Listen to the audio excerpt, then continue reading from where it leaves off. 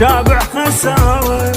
حطينا حد للراد يتمرجل ببغداد تتعدى ناره، واسعى لي انا شروق من عنده جبنا حقوق شابع خسارة.